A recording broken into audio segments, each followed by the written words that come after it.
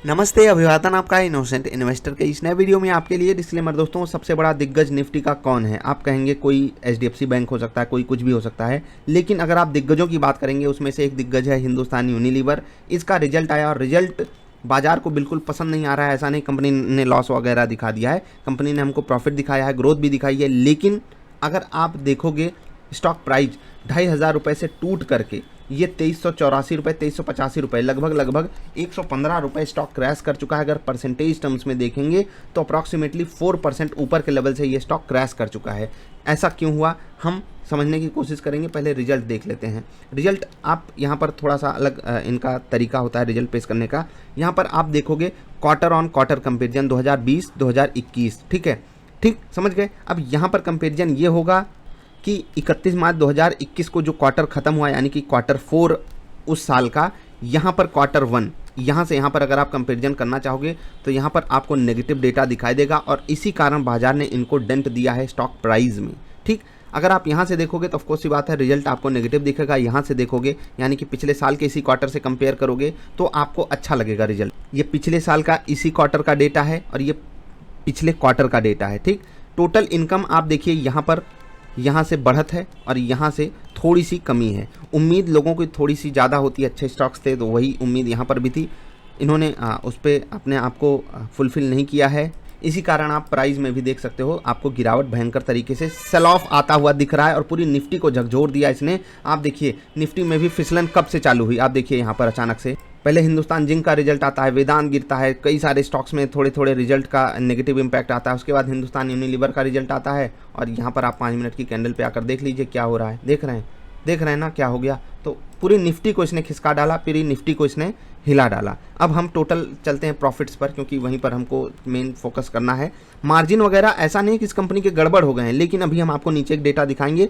उम्मीद इसी को कहते हैं, उम्मीद टूटती है तो लोगों का दिल टूट जाता है। यहाँ से आप देखोगे तो एक डेंट है और इसी कारण बाजार जो है वो परेशान हो गई ये डेंट को देख करके कि भाई साहब आप ऐसा कैसे कर सकते हो, हम यहाँ से तो कंपैरिजन कर ही नहीं रहे हैं और यहाँ से कंपैरिजन बनता भी नहीं है क्योंकि यहाँ पर कई सारे चैलेंजेस थे।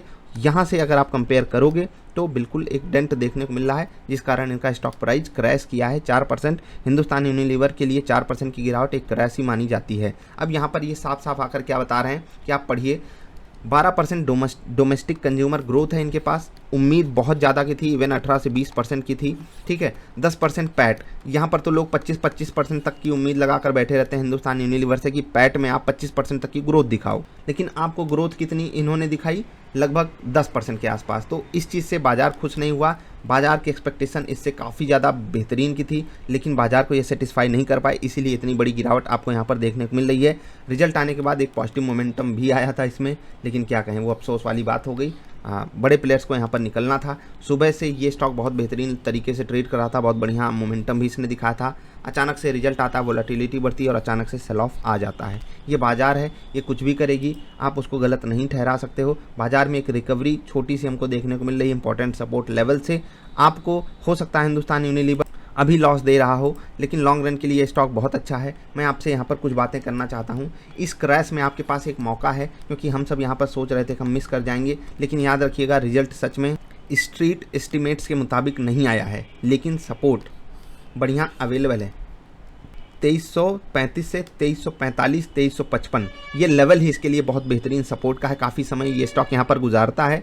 अगर निफ्टी स्टेबल रहती है, यहीं कहीं रहती है, तो इससे नीचे इस स्टॉक को नहीं जाना चाहिए। भले गिरावट आ रही है, बड़ी गिरावट आ रही है, पूरी निफ्टी को झकझोर देने वाली गिरावट आ रही है, लेकिन आपको यहाँ पर एक कॉन्फिडेंस मिलता हुआ दिखाई देगा। लॉन्ग रन के लिए स्टॉक कितना बढ़िया है वो आपको बताने की ज़रूरत है नहीं, लॉन्ग रन के लिए तो आपको रखना ही चाहिए। मंथली कैंडल आपको कितनी बेहतरीन यहाँ पर दिखाई दे रही है, नीचे से रिकवरी आएगी और बहुत बढ़िया आएगी। मार्जिन्स पे जब डेंट पड़ता है तो कितनी भी अच्छी क्वालिटी का स्टॉक हो उसको ऐसी ही चोट झेलनी पड़ती है।